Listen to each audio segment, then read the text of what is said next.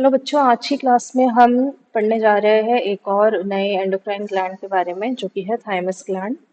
तो आज thymus gland के बारे में पढ़ लेते हैं। अब देखो, सबसे पहले इसका लोकेशन जान लेते हैं हम लोग।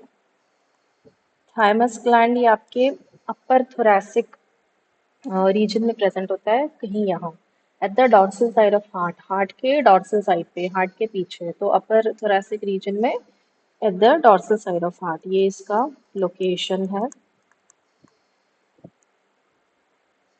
It is present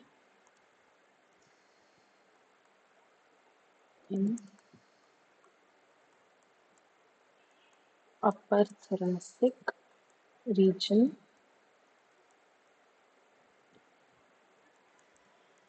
and at dorsal side of heart.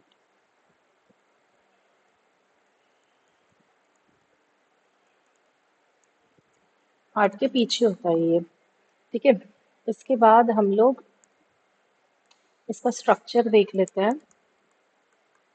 तो ये जो ग्लैंड है ये होता है bilobed. It is a bilobed gland, दो लोब्स है इसमें, और ये सॉफ्ट सा ग्लैंड है, पिंकिश कलर का होता है, पिंक कलर का होता है, ठीक है। तो इट इज बाइलोब्ड। इसका डायग्राम भी बनाएंगे हम। बाइलोब्ड, सॉफ्ट, एंड कलर है इसका पिंक, पिंक कलर का ये होता है।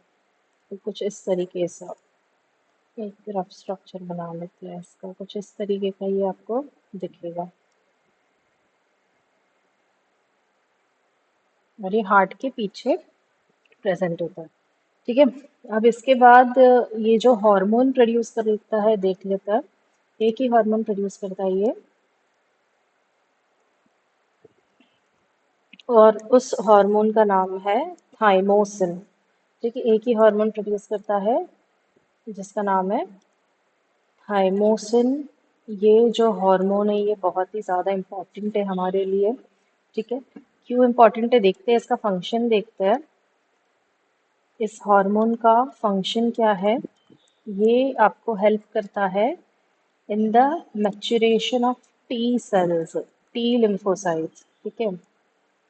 Maturation of T lymphocytes. अब टी लिम्फोसाइट्स क्या है?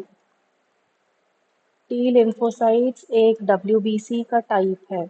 It is a type of WBC। इसका मतलब ये हमारी बॉडी की इम्यूनिटी के लिए बहुत इंपॉर्टेंट है।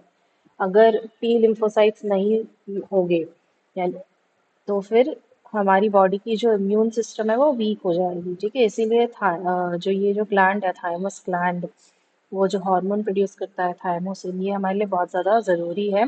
तो ये जो टी लिम्फोसाइट्स होते हैं किस प्रकार की इम्यूनिटी देते हैं? ये सेल मीडिएटेड इम्यूनिटी देते हैं, CMI। CMI क्या है? Cell mediated immunity. अब सेल मीडिएटेड इम्यूनिटी का मतलब क्या होता है? देखो, ये स्पेशली आपको चाहिए होते हैं टी सेल्स जब वायरल इन्फेक्शंस होते हैं। आपको पता होगा ना, वायरसेस ये इंट्रा सेलुलर पैरासाइट्स होते हैं। ये जब हमारे बॉडी में आते हैं तो ये क्या करते हैं? ये हमारी सेल्स के अंदर इन्फेक्शन करते हैं। सपोज ये आपकी बॉडी का कोई सेल है, तो वायरस जो होगा, वायरस कभी भी किसी सेल के बाहर इन्फेक्ट नहीं करता जैसे बैक्टीरिया यूजुअली करते हैं।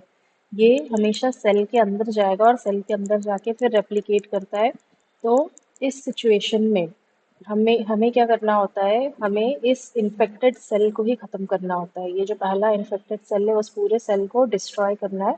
अदरवाइज यहाँ से ये वायरस बाहर निकल के और आसपास के जो इसके नेबरिंग सेल्स हो गए उनको भी इन्फेक्ट करेगा। तो उस टाइम पे जब कोई भी सेल आपके बॉडी का वायरस से इन्फेक्ट हुआ होता है तो टी सेल्स यहाँ आते हैं, टी लिम्फोसाइट्स यहाँ आते हैं, और ये टी लिम्फोसाइट्स आके इस वायरस से इन्फेक्ट हुए सेल को डिस्ट्रॉय कर देते हैं ताकि जो वायरल इन्फेक्शन है वो बॉडी में स्प्रेड ना हो। तो इसे कहते हैं सेल मीडिएटेड इम्यूनिटी। जब आपका एक WBC किसी पूरे इन्फेक्टेड सेल को डिस्ट्रॉय करता है, तो ये बहुत ज़्यादा इम्पॉर्टेंट है। देखो, इसी कारण से हम डेली किसी वायरल इन्फेक्शन से सफ़र नहीं करते। डेली तो वायरसेस का एनकाउंटर हम करते ही है, लेकिन डेली क्या हमें कोई वायरल इन्फेक्शन होता है, फ्लू होता है? नहीं होता। तो उसका रीज़न यही है। तो इसीलिए बहुत ज़्यादा इम्पॉर्टेंट है हमारे लिए, बॉडी की इम्यूनिटी के लिए। और इस ग्लैंड की एक और खासियत है, इसे हम टेम्पररी ग्लैंड बुलाते हैं।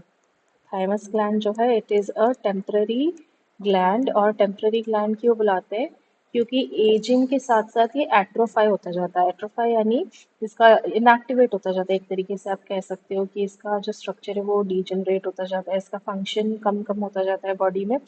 इसीलिए आप देखते हो कि जो काफ़ी ज़्यादा ओल्ड एज में जो लोग होते हैं उनकी इम्यूनिटी काफ़ी वीक होती है, तो ये इसका एक कारण है। ठीक है, so this is called as temporary gland by because it gets atrophied with age.